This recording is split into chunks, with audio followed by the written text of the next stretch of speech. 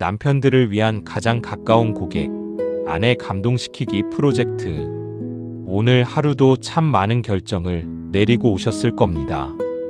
회의실에서는 여러 사람의 눈이 당신의 입만 바라보고 후배들은 당신의 말 한마디에 고개를 끄덕이고 거래처 사람은 당신에게 깍듯이 고개를 숙입니다. 그렇게 하루 종일 누군가의 상사였고 누군가의 든든한 결정권자였습니다. 그런데 이상하지요. 그 무게감 가득한 하루를 마치고 현관문 앞에 섰을 때 문득 이런 생각이 스치지 않으셨습니까? 나는 지금부터 이 집에서 누구인가?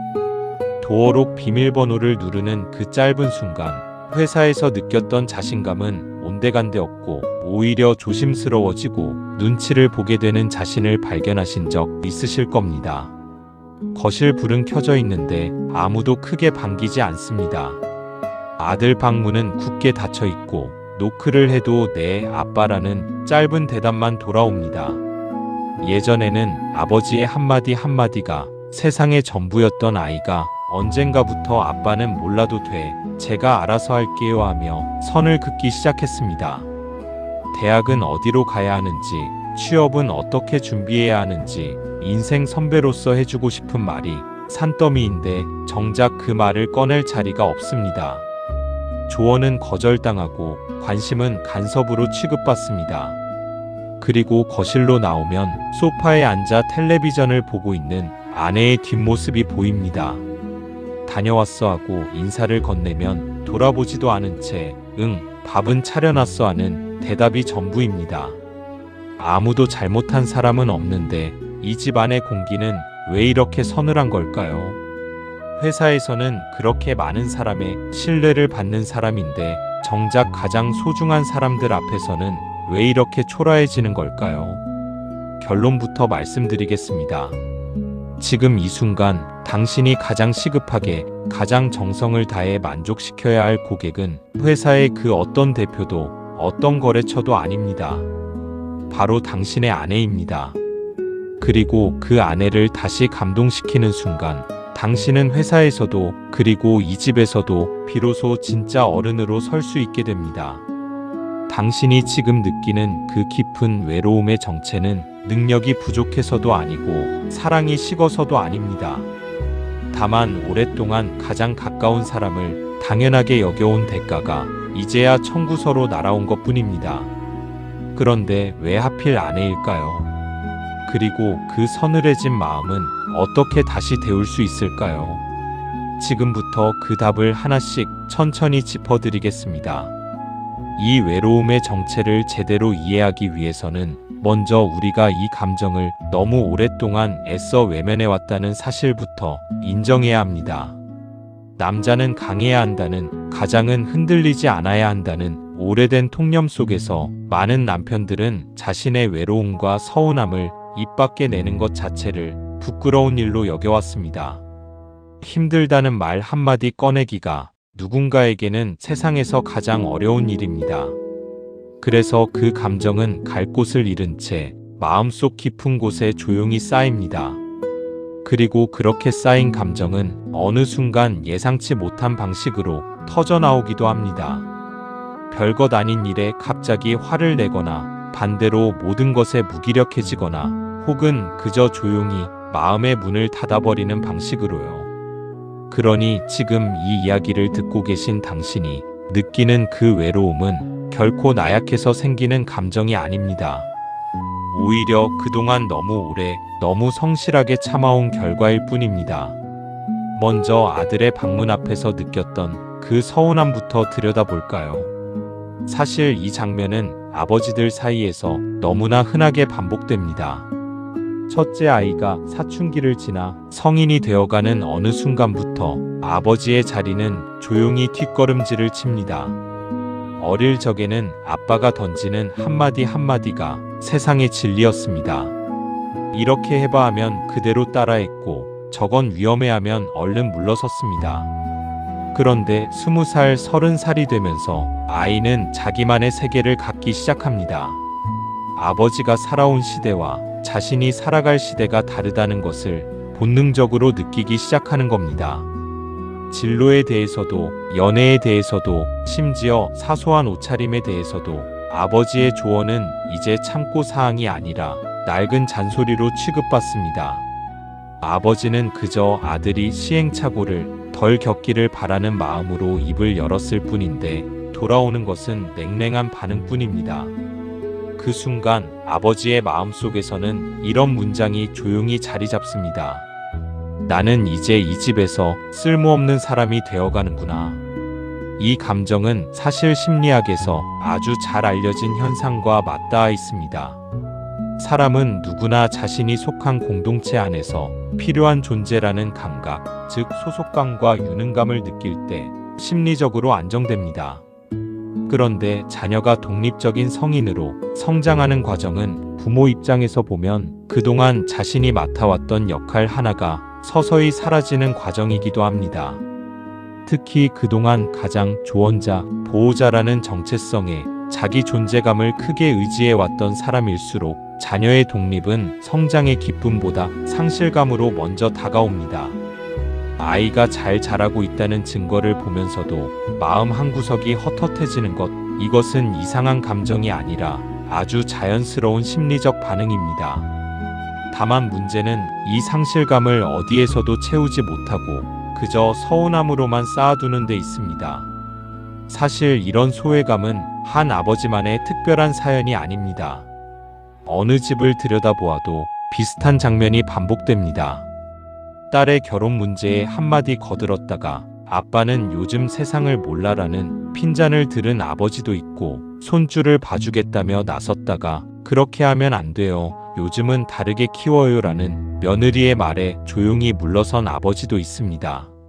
명절에 온 가족이 모여도 정작 아버지에게 진지하게 말을 거는 사람은 많지 않습니다. 자녀들은 저희끼리 휴대폰을 보며 웃고 떠들고 아버지는 그저 옆에서 술잔을 채우며 그 웃음소리를 듣고 있을 뿐입니다. 누구도 아버지를 미워해서 그러는 것이 아닙니다. 다만 세월이 흐르며 자연스럽게 벌어진 거리일 뿐인데 그 거리 앞에 홀로 선 아버지의 마음은 유난히 시립니다. 그리고 이 외로움은 결코 자녀와의 관계에서만 끝나지 않습니다. 오히려 더 깊은 곳, 아내와의 관계에서 이미 훨씬 오래전부터 조용히 진행되고 있었던 경우가 대부분입니다. 자녀는 언젠가 독립해서 떠나는 것이 자연의 순리이지만 부부는 앞으로 남은 인생을 함께 걸어가야 할 사람입니다. 그런데 많은 남편들이, 특히 사회에서 한창 인정받고 바쁘게 살아가는 40대와 50대 남편들이 정작 이 가장 오래 함께할 사람과의 관계는 뒷전으로 미뤄두곤 합니다. 저녁 식탁을 한번 떠올려 보십시오. 결혼 초기에는 그날 있었던 사소한 일 하나까지도 서로에게 조잘조잘 이야기하던 부부가 언젠가부터 밥을 먹으면서도 각자 휴대폰만 들여다보는 사이가 됩니다. 오늘 뭐 했어? 하는 질문도 사라지고 다녀왔어. 응, 밥은 차려놨어 하는 최소한의 용건만 오갑니다. 주말이 되어도 마찬가지입니다. 예전에는 어디든 함께 가고 싶어 안달이었는데 이제는 아내가 어디를 가는지 누구를 만나는지도 잘 모릅니다. 반대로 아내 역시 남편이 요즘 회사에서 무슨 고민을 하고 있는지, 어떤 프로젝트 때문에 스트레스를 받는지 알지 못합니다. 겉으로는 아무 문제 없어 보이는 그저 오래된 부부의 익숙한 풍경 같지만 사실 이 침묵 속에는 서서히 벌어지고 있는 균열이 숨어 있습니다. 이 침묵의 풍경은 비단 한 가정만의 이야기가 아닙니다. 어떤 부부는 아이 학원 스케줄을 조율하는 것 외에는 며칠씩 대화가 없기도 하고, 어떤 부부는 같은 침대에 누워서도 각자 다른 방향을 보며 휴대폰 화면만 들여다보기도 합니다. 심지어 여행을 가서도 사진 속에서는 웃고 있지만 정작 두 사람 사이에는 나눌 이야기가 별로 없어 조용히 풍경만 바라보다 돌아오는 부부도 있습니다. 겉으로 보기에는 큰 갈등 없이 평온해 보이지만 그 평온함이 사실은 서로에 대한 무관심에서 비롯된 것이라면 그것은 결코 건강한 평온이 아닙니다. 진짜 평온함은 서로에게 무심해서 생기는 것이 아니라 서로를 깊이 이해하고 받아들인 끝에 찾아오는 평온함이어야 합니다. 그 차이를 구분하지 못한 채 그저 우리는 싸우지 않으니 괜찮다고 스스로를 위안하는 부부가 의외로 많습니다. 이런 정서적 거리감이 왜 생기는지 심리학은 비교적 명확한 설명을 제공합니다. 사람들은 관계 초기에는 서로에게 강하게 주의를 기울입니다. 상대의 표정 하나, 말투 하나에도 민감하게 반응하고 상대를 기쁘게 하기 위해 애를 씁니다. 그런데 시간이 지나 관계가 안정되고 나면 심리학에서 말하는 적응 현상이 일어납니다. 처음에는 크게 느껴지던 자극도 반복되면 점점 무뎌지는 아주 자연스러운 심리적 메커니즘입니다.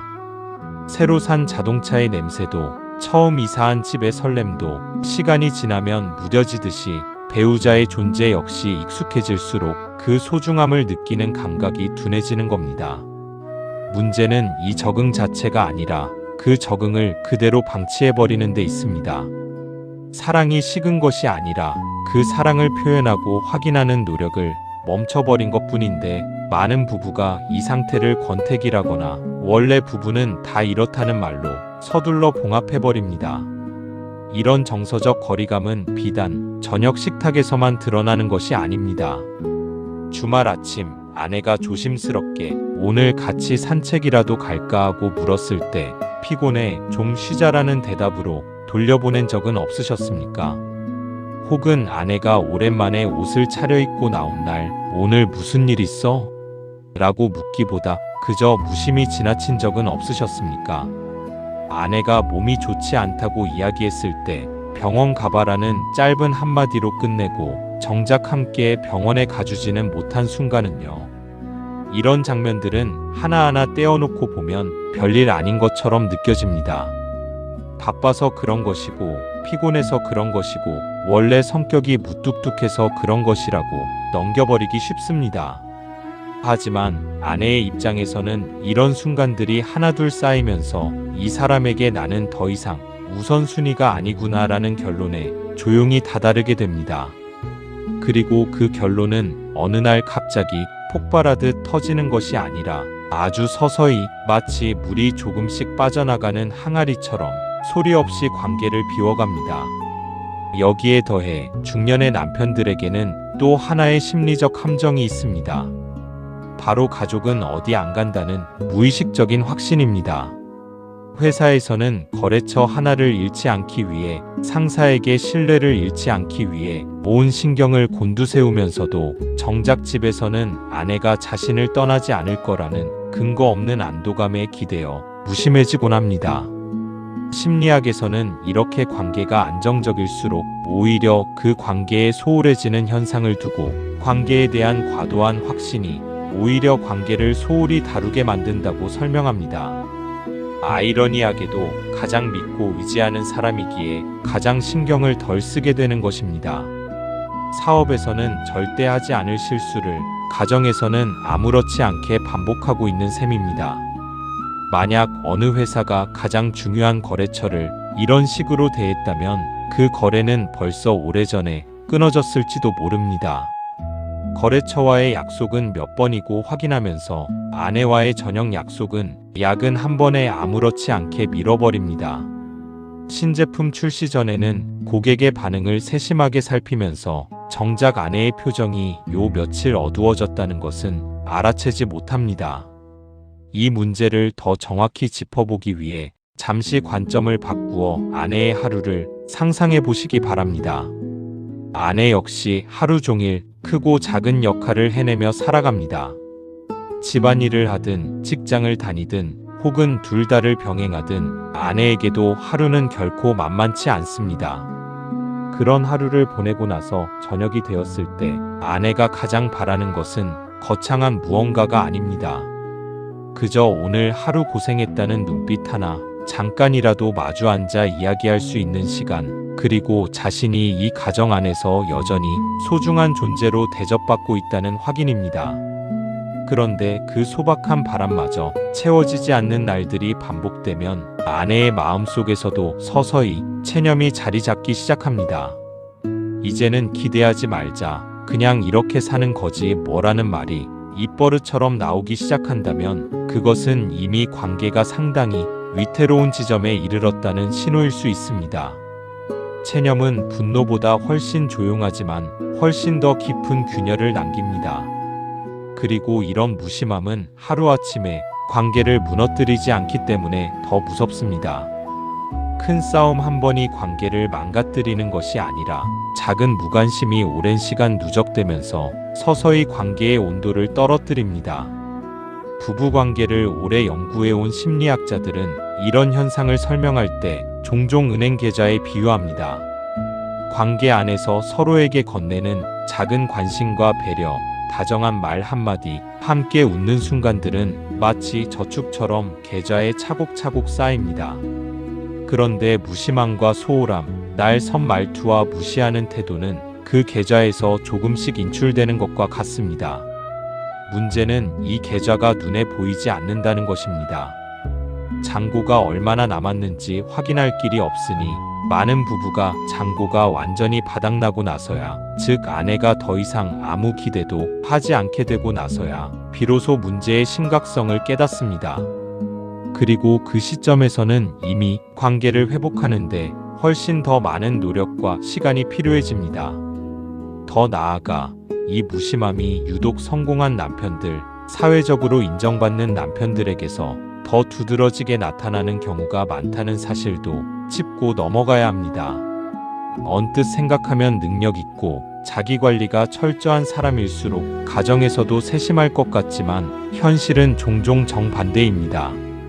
회사에서 하루 종일 크고 작은 의사결정을 쉼없이 내리고 나면 저녁이 되었을 때는 마음의 여유도 정신적인 에너지도 거의 바닥나 있는 경우가 많습니다. 심리학에서는 이를 의지력 고갈이라 부르기도 하는데, 하루 동안 집중력과 판단력을 지속적으로 사용하고 나면 그 자원이 눈에 보이지는 않지만 실제로 소진된다는 것입니다. 그래서 정작 가장 다정해야 할 저녁 시간, 가장 소중한 사람 앞에서는 아무것도 할 힘이 남아있지 않게 됩니다. 소파에 널브러져 텔레비전만 보게 되는 것도, 아내의 말에 건성으로 대답하게 되는 것도 사실은 성격의 문제라기보다 하루 종일 다 써버린 마음의 에너지 때문인 경우가 많습니다. 여기서 한 가지 더 짚고 넘어가야 할 것이 있습니다. 바로 남편들이 흔히 빠지는 착각, 나는 지금도 충분히 아내를 사랑하고 있다는 착각입니다. 실제로 많은 남편들이 마음속으로는 아내를 세상에서 가장 소중한 사람으로 여기고 있습니다. 진심으로 그렇게 믿고 있습니다. 문제는 그 마음이 표현되지 않은 채 머릿속에만 머물러 있다는 것입니다. 사랑은 마음속에 품고 있는 것만으로는 상대에게 전달되지 않습니다. 아무리 깊은 사랑을 품고 있어도 그것이 말과 행동으로 드러나지 않으면 상대는 그 사랑의 존재조차 알 길이 없습니다.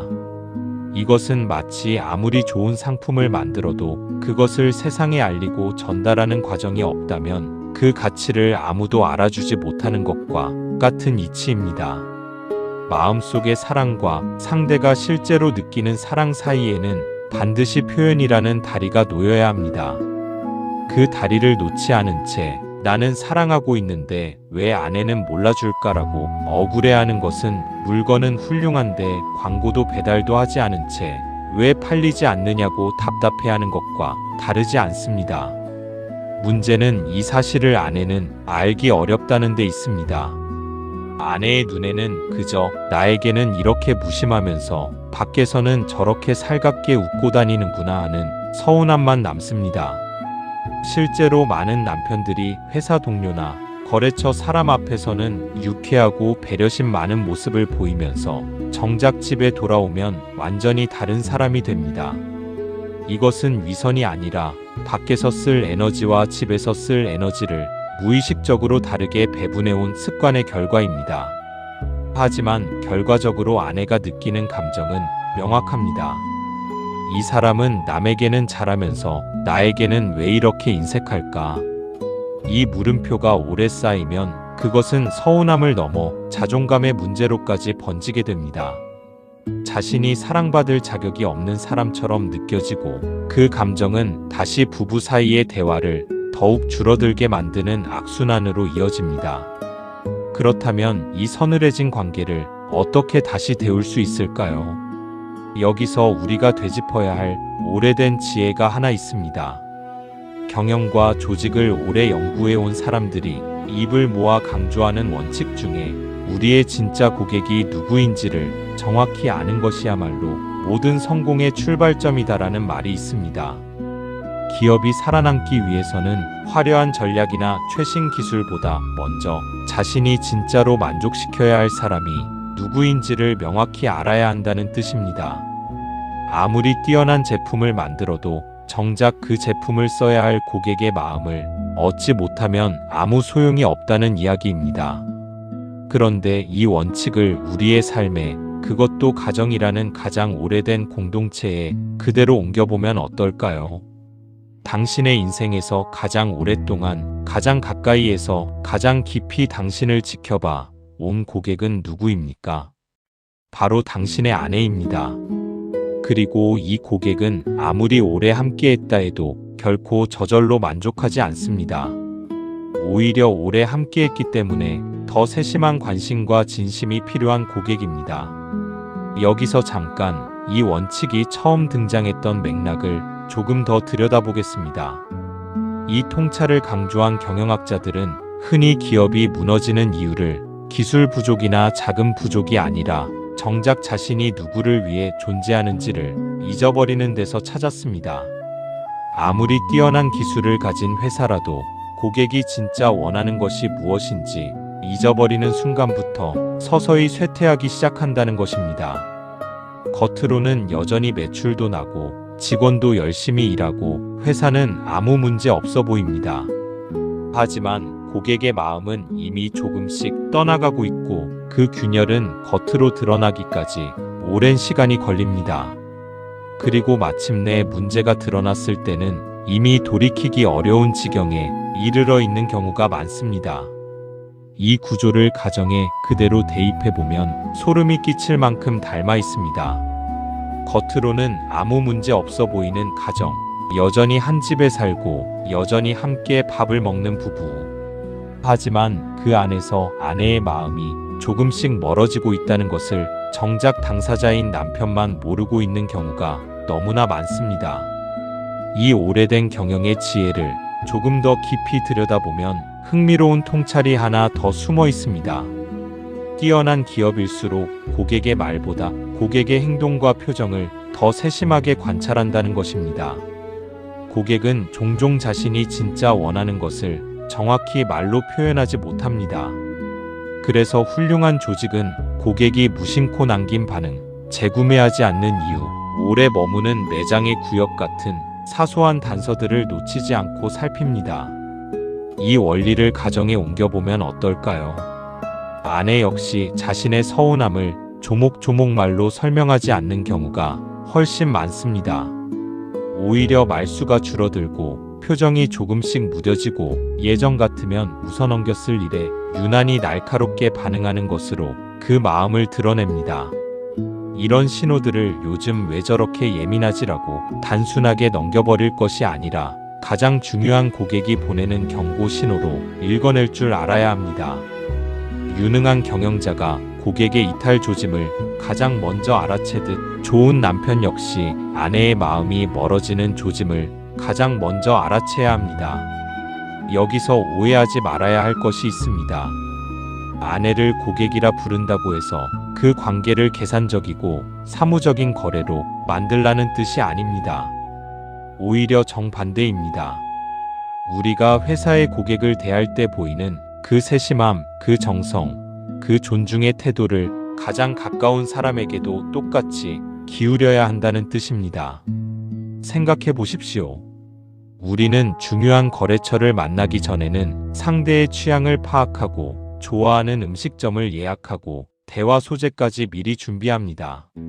상대가 무심코 던진 말 한마디도 기억해 두었다가 다음 만남에서 슬쩍 꺼내며 신뢰를 쌓습니다. 그런데 정작 수십 년을 함께 살아온 아내에게는 언제 마지막으로 꽃 한 송이를 건넸는지, 언제 마지막으로 손편지 한 장을 써보았는지 기억조차 나지 않습니다. 이것이야말로 우리가 가장 소중한 고객을 가장 소홀히 대하고 있다는 증거입니다. 그리고 이런 마음은 비단 아내와의 관계에서만 벌어지는 일이 아닙니다. 은퇴를 앞두거나 이미 은퇴한 부부들 사이에서 이 문제는 더욱 선명하게 드러납니다. 아이들이 다 자라 독립하고 나면 부부는 결혼 이후 처음으로 다시 단둘이 마주하게 됩니다. 그동안은 아이들 학교 문제, 진로 문제, 집안 대소사 같은 공통의 화제가 있었기에 대화가 끊이지 않았지만 그 매개체가 사라지고 나면 서로 나눌 이야기가 없다는 사실에 당황하는 부부가 많습니다. 그동안 서로를 향한 관심을 쌓아오지 않고 아이들과 일에만 몰두해온 부부일수록 이 시기에 훨씬 큰 상실감과 공허함을 느낍니다. 흔히 말하는 이 시기의 허탈감은 사실 아이들이 떠나서 생기는 문제가 아니라 부부 사이의 정서적 통장이 오랫동안 방치되어 잔고가 텅 비어 있었다는 사실이 뒤늦게 드러나는 것에 가깝습니다.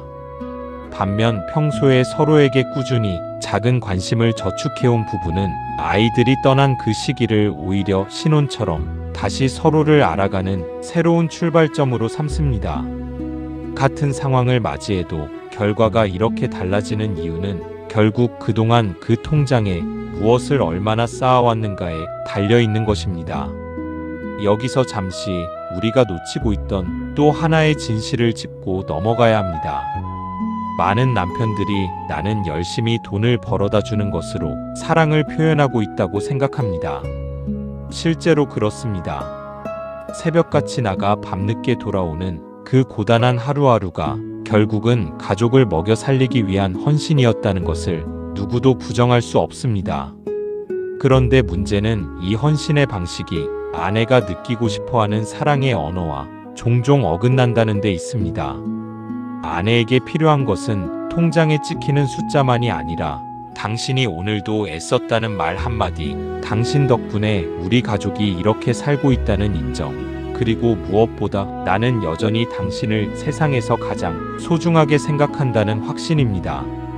돈을 버는 것이 삶을 지탱하는 일이라면 그 삶을 함께하는 사람과의 관계는 삶의 진짜 가치 그 자체입니다. 그런데 우리는 종종 바쁜 삶을 핑계로 정작 그 삶의 이유였던 소중한 가치를 통째로 잃어버리는 실수를 저지릅니다. 밤낮 없이 일해서 큰 집을 마련했는데 정작 그 집 안에 마주 앉아 웃을 수 있는 사람이 사라져 있다면 그것이야말로 본말이 전도된 삶이 아니겠습니까? 이 대목에서 조금 단호하게 말씀드리고 싶은 것이 있습니다. 나는 원래 이런 사람이다. 표현을 잘 못하는 성격이다라는 말로 지금의 무심함을 정당화하지 마십시오. 그것은 변명일 뿐입니다. 회사에서 중요한 프레젠테이션을 앞두고 있을 때 여러분은 저는 원래 발표를 못하는 사람입니다 라고 말하며 준비를 게을리하지 않습니다. 오히려 밤을 새워서라도 자료를 준비하고 예상 질문에 대한 답까지 미리 고민합니다. 왜냐하면 그 자리가 중요하다는 것을 알기 때문입니다. 그렇다면 왜 인생에서 가장 중요한 관계 앞에서는 준비도 노력도 없이 나는 원래 그런 사람이라는 말 뒤에 숨어버리는 걸까요? 아내의 마음을 얻는 일도 결국 회사에서 중요한 고객의 마음을 얻는 일과 다르지 않습니다. 정성이 필요하고 준비가 필요하고 꾸준함이 필요합니다. 그렇다면 구체적으로 무엇을 해야 할까요? 거창한 이벤트나 값비싼 선물을 말씀드리려는 것이 아닙니다. 오히려 정반대입니다.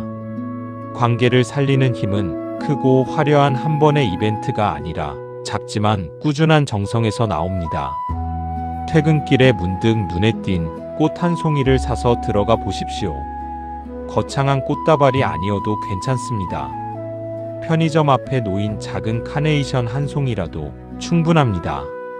그것을 건네며 오늘 하루도 수고했어라는 한마디를 얻는 순간 그 짧은 몇 초가 오랫동안 방치되었던 정서적 통장에 의미 있는 저축이 됩니다. 특별한 날이 아니어도 좋습니다. 아니, 오히려 특별하지 않은 평범한 화요일 저녁이기에 더 큰 감동을 줍니다. 결혼 기념일이나 생일에만 반짝 신경 쓰는 것보다 아무 이유 없는 평범한 날에 건네는 작은 진심이 훨씬 더 깊이 마음에 남는 법입니다. 손으로 직접 쓴 짧은 카드 한 장도 좋습니다. 요즘처럼 모든 것이 메시지 한 통으로 오가는 시대에 손글씨로 눌러 쓴 몇 줄의 문장은 그 자체로 특별한 의미를 갖습니다. 거창한 문학적 표현이 필요한 것이 아닙니다. 당신이 있어서 오늘도 버틸 수 있었어. 고맙고 미안하고 사랑해. 이 짧은 문장 하나면 충분합니다. 서랍 속에 슬쩍 넣어두거나 아침에 출근하며 식탁 위에 살짝 올려두는 것만으로도 아내는 하루 종일 그 카드를 몇 번이고 다시 꺼내 읽게 될 것입니다. 그리고 그 순간 아내는 자신이 여전히 이 집에서 가장 소중한 존재로 대접받고 있다는 확신을 얻습니다. 그 확신이야말로 그 어떤 값비싼 선물보다도 오래도록 관계를 지탱하는 힘이 됩니다. 여기에 더해 하루에 단 10분이라도 좋으니 휴대폰을 내려놓고 아내의 눈을 마주보며 이야기를 들어보시기 바랍니다. 해결책을 제시하려 하지 않아도 됩니다.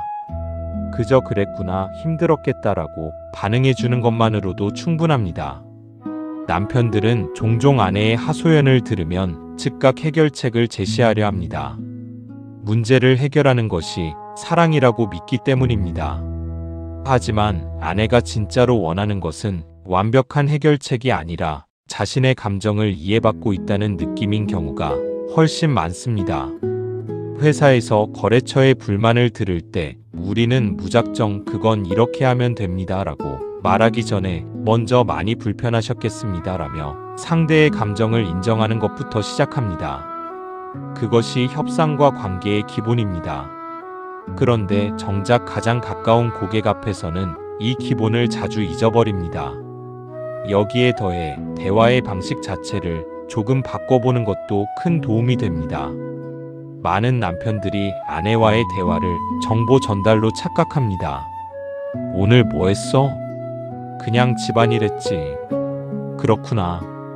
이런 식의 대화는 정보는 오갔을지 몰라도 정서적인 교감은 전혀 이루어지지 않습니다. 반면 같은 질문이라도 오늘 하루 중에 제일 힘들었던 순간이 언제였어? 라거나 요즘 마음이 어때?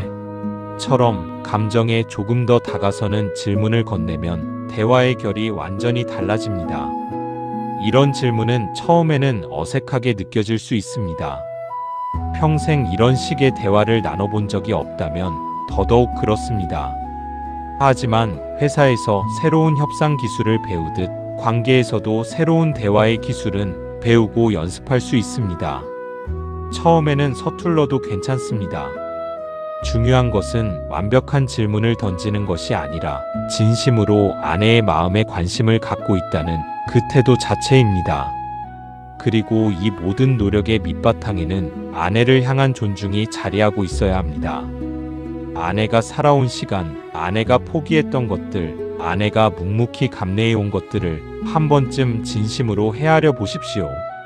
결혼과 함께 혹은 아이가 태어나면서 자신의 이름 대신 누구 엄마로, 누구 아내로 불리며 살아온 시간이 얼마나 길었는지, 그 시간 동안 아내가 얼마나 많은 것을 조용히 내려놓았는지 진지하게 헤아려 본 적이 있으십니까? 당신이 회사에서 인정받고 승진하는 동안 아내는 자신의 커리어와 꿈을 잠시 혹은 완전히 미뤄두었을지도 모릅니다. 당신이 밖에서 인정받는 어른으로 성장하는 동안 아내는 집이라는 조용한 무대 위에서 아무도 크게 알아주지 않는 헌신을 이어왔습니다. 그 헌신을 당연한 것으로 여기는 순간 관계는 서서히 무너지기 시작합니다. 반대로 그 헌신을 진심으로 알아주고 고마워하는 순간 관계는 다시 살아나기 시작합니다. 이쯤에서 조금 다른 부부의 이야기를 하나 더 들여다볼까 합니다. 주변을 둘러보면 은퇴 이후에도 여전히 서로에게 다정한 부부들이 있습니다. 이런 부부를 자세히 관찰해보면 공통점이 하나 있습니다. 큰 사건이나 극적인 계기가 있어서 사이가 좋아진 것이 아니라는 것입니다. 오히려 평범한 하루하루 속에서 아주 작은 습관을 꾸준히 지켜온 경우가 대부분입니다. 매일 아침 눈을 뜨면 서로에게 잘 잤어?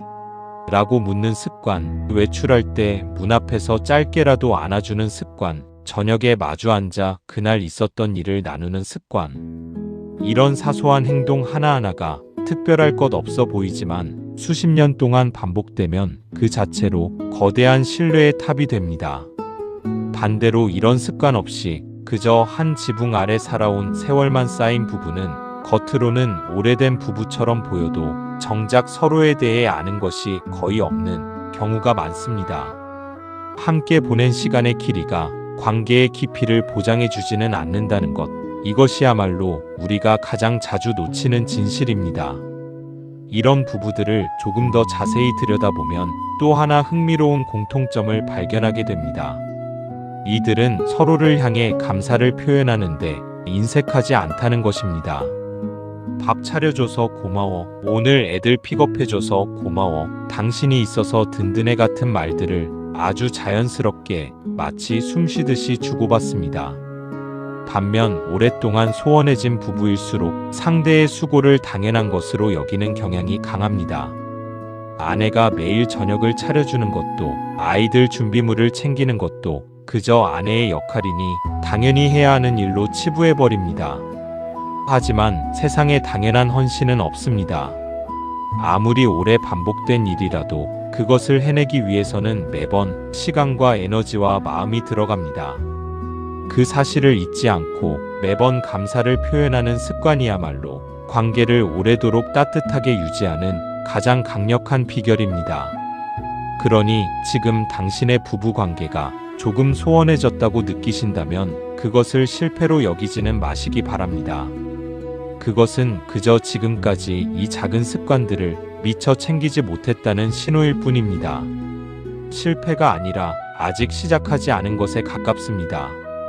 그리고 다행히도 이 습관은 언제 시작해도 늦지 않습니다.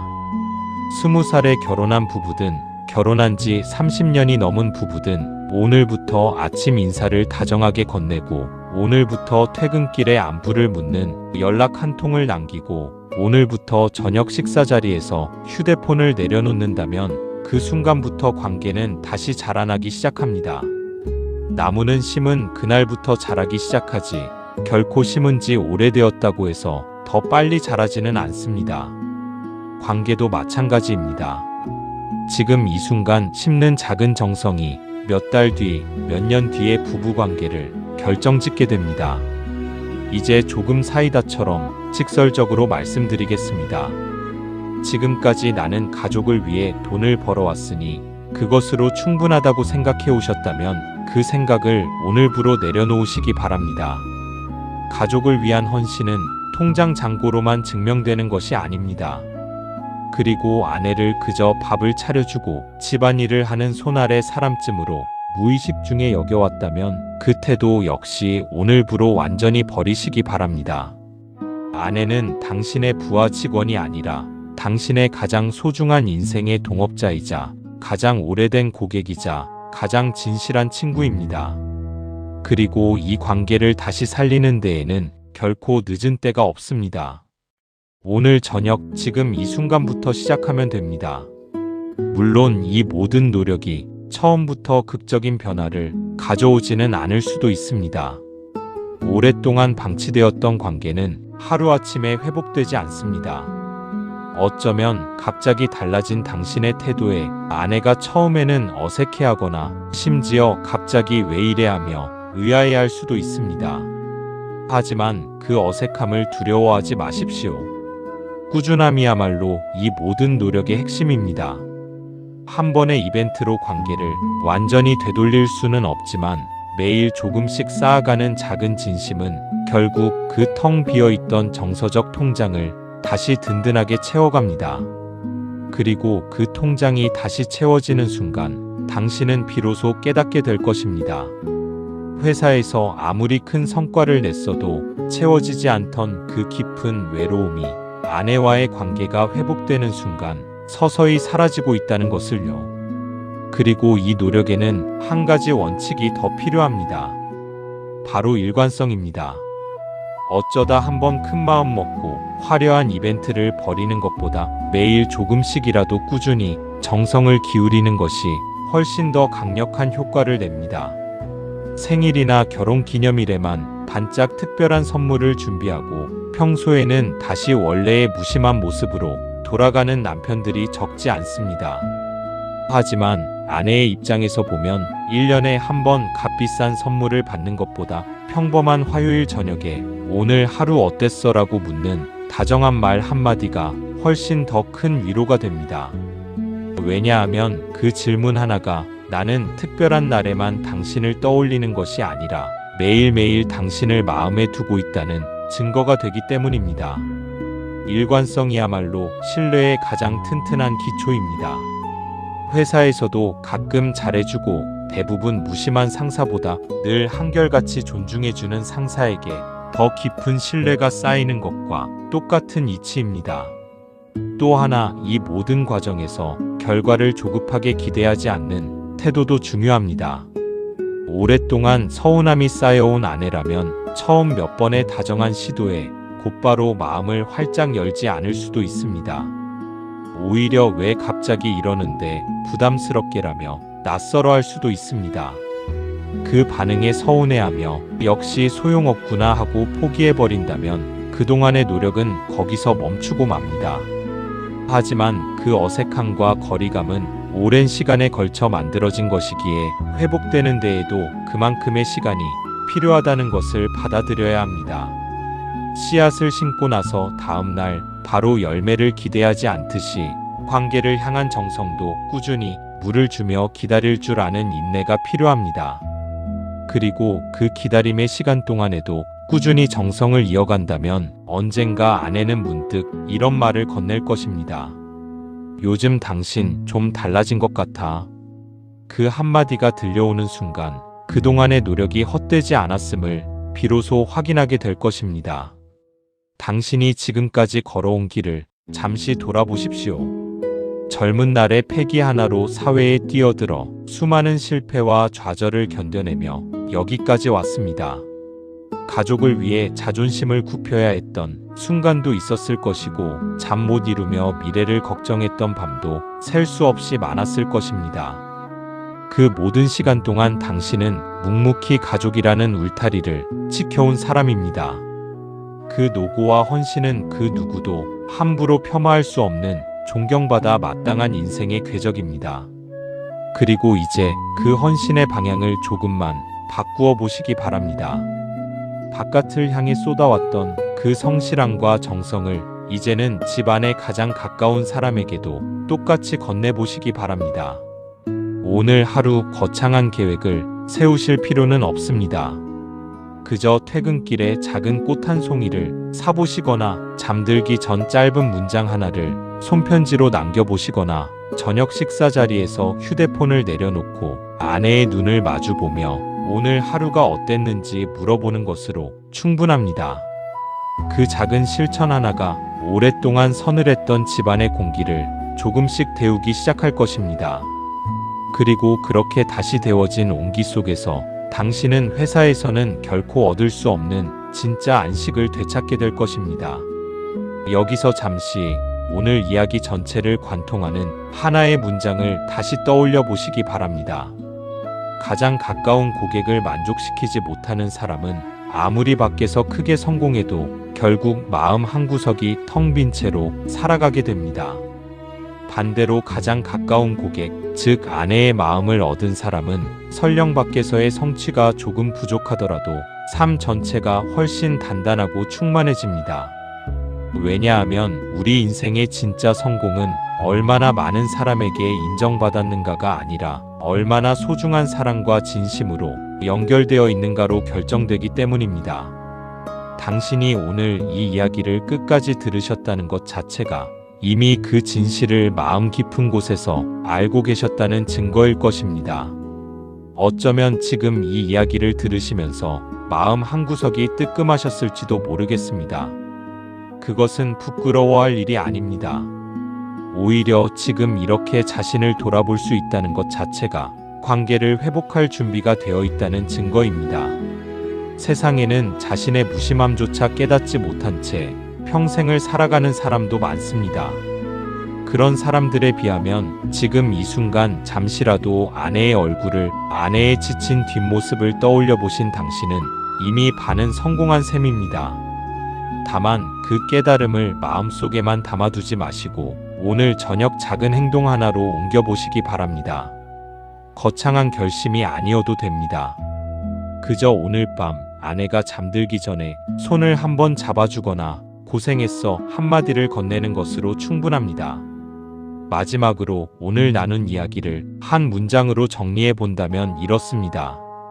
가장 오래 가장 가까이에서 당신을 지켜본 사람을 다시 감동시키는 일이야말로 남은 인생을 가장 풍요롭게 만드는 가장 확실한 길이라는 것입니다. 회사에서 받는 인정도 소중하고 사회에서 쌓아온 경력도 값진 것입니다. 하지만 그 모든 것을 다 이루고 난 뒤 집에 돌아왔을 때 정작 마주 앉아 웃을 수 있는 사람이 곁에 없다면 그 성취는 반쪽짜리에 지나지 않을지도 모릅니다. 지금부터라도 늦지 않았습니다. 오늘 저녁 그 작은 시작을 함께 열어보시기 바랍니다. 그리고 이 여정은 혼자만의 노력으로 완성되지 않는다는 것도 함께 기억해 주시기 바랍니다. 아내 역시 남편의 변화를 온전히 받아들이기까지 시간이 필요하고 때로는 두 사람 모두 서툴게 부딪히는 순간이 찾아올 수도 있습니다. 그럴 때마다 완벽하게 해내야 한다는 부담을 내려놓으십시오. 중요한 것은 완벽한 남편이 되는 것이 아니라 계속해서 아내를 향해 마음을 열어두는 방향으로 걸어가는 것입니다. 완벽함을 목표로 삼으면 작은 실패에도 쉽게 지치지만 방향을 목표로 삼으면 넘어져도 다시 그 방향으로 걸음을 옮기면 그뿐입니다. 오늘 하루 실수했다면 내일 다시 시도하면 됩니다. 이번 주에 서툴렀다면 다음 주에 조금 더 나아지면 됩니다. 그렇게 조금씩 쌓여가는 정성이 결국 부부관계 전체를 바꾸어 놓습니다. 그리고 이런 노력이 결코 아내만을 위한 일방적인 희생이 아니라는 것도 분명히 말씀드리고 싶습니다. 아내와의 관계가 회복되면 그 온기는 고스란히 당신에게도 돌아옵니다. 집이 더 이상 어색하고 불편한 공간이 아니라 진심으로 쉴 수 있는 안식처가 됩니다. 회사에서 아무리 힘든 일이 있어도 집에 돌아가면 나를 진심으로 반겨주는 사람이 있다는 사실 하나만으로도 삶을 버텨내는 힘이 완전히 달라집니다. 실제로 많은 중년 남성들이 인생에서 가장 큰 안정감과 활력을 얻는 원천으로 배우자와의 친밀한 관계를 꼽습니다. 사회적 성취나 경제적 성공이 주는 만족감은 생각보다 오래가지 않지만 곁에서 나를 진심으로 이해해주는 사람이 있다는 안정감은 삶 전체를 떠받치는 단단한 뿌리가 되어줍니다. 결국 아내를 향한 정성은 곧 자기 자신의 노후와 여생을 위한 가장 확실한 투자이기도 한 셈입니다. 지금까지 회사에서는 누구보다 유능한 결정권자로 살아오셨습니다. 이제 그 능력을 조금만 방향을 바꾸어 가장 오래된 고객이자 가장 소중한 인생의 동반자인 아내를 향해 써보시기 바랍니다. 당신이 그동안 조직을 이끌고 문제를 해결하고 사람의 마음을 얻어온 그 모든 능력은 사실 가정 안에서 훨씬 더 큰 힘을 발휘할 수 있는 능력입니다. 다만 그동안 그 능력을 엉뚱한 곳에만 쏟아왔을 뿐입니다. 오늘부터는 그 능력의 방향을 집으로, 아내에게로 돌려보시기 바랍니다. 그 순간 회사에서는 결코 받아볼 수 없었던 진짜 존경과 사랑을 집에서 비로소 다시 느끼게 되실 것입니다. 그리고 훗날 돌이켜보았을 때 오늘 이 저녁이야말로 당신의 인생 후반부를 통틀어 가장 의미 있는 전환점으로 기억될지도 모릅니다. 오늘 이야기가 마음에 와닿으셨다면, 그리고 이 채널이 앞으로도 당신의 지친 하루에 작은 위로가 되어주길 바라신다면 구독과 좋아요로 함께해 주시기 바랍니다. 여러분의 그 작은 응원이 저희가 더 좋은 이야기를 준비할 수 있는 힘이 됩니다. 그리고 오늘 이 이야기를 곁에 있는 누군가와 함께 나누고 싶으시다면 그건 역시 오늘부터 시작할 수 있는 작은 다정함의 실천이 될 것입니다. 오늘도 묵묵히 가족을 지켜온 당신의 하루가 결코 헛되지 않았음을 다시 한번 말씀드리고 싶습니다. 그리고 지금 이 순간부터 시작하는 작은 정성이 남은 인생을 훨씬 더 따뜻하게 만들어줄 것이라 믿습니다. 그 따뜻함이 당신의 남은 하루하루를 그리고 곁에 있는 사람의 하루하루를 함께 채워가기를 진심으로 바랍니다. 오늘도 당신을 응원합니다.